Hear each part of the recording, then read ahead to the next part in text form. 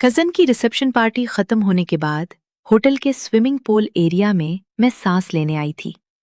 पानी की हल्की सी लहरें आ रही थीं। अचानक एक मेहमान मेरे पीछे आ गया। सियाह शर्ट, साफ चेहरा, हाथ में ग्लास। यहाँ सुकून है। मैंने सर हिलाया।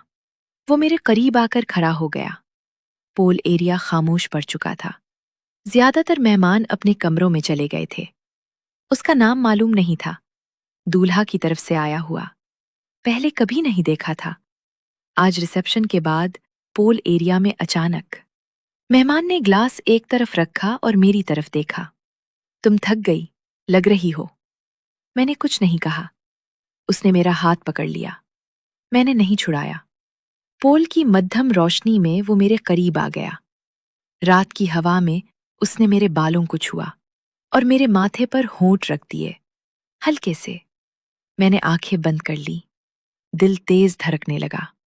उस पोल एरिया की खामोशी में हमने एक दूसरे को महसूस किया। पानी की ठंडक, चांदनी और जिस्म की गर्मी सब मिल गए। सांस तेज चलने लगी। हमने एक दूसरे को रिसेप्शन के बाद कबूल कर लिया। बाहर कॉरिडोर खामोश था। अंदर सिर्फ हमारी सांसों का मेलाद था। कपड़े रात की हवा में हल्के हो गए। वक्त का पता नहीं चला। जब अलग हुए तो उसने मेरा हाथ दबाया और सर हिलाया। वापस चलो। मैंने कपड़े दुरुस्त किए। वो अलग सिमत चला गया। मैंने अपने कमरे की तरफ लौटी। जिस्म की गर्मी अब भी मौजूद थी। अगली रात फिर पोल एरिया में मौका मिला। कुर्बत बढ़ती गई। शिद्दत गुज़िश्ता बार से ज्यादा हो गई। सांस भारी होने लगी। कई रातें ऐसी गुजरी, कभी पानी के बहाने, कभी बातों के। हर बार पोल एरिया खाली होने पर मुलाकात। कभी सिर्फ लम्स, कभी बोसा, कभी मुकम्मल तौर पर एक दूसरे के करीब हो जाना। मैं जानती थी ये मेहमान है, मगर पानी ने सब छुपा लिया। एक दिन मेहमान ने बताया कि वो अपने शहर वापस जा रहा है। मैंने सिर्फ पानी की तरफ देखा। आखिरी रात हमने पोल एरिया में आखिरी बार एक दूसरे को महसूस किया। शिद्दत ज्यादा थी।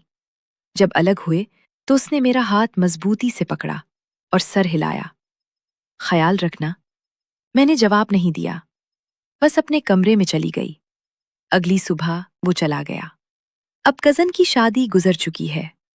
मैं कभी कभार रात को लेटी हुई पोल की लहरें याद कर लेती हूँ।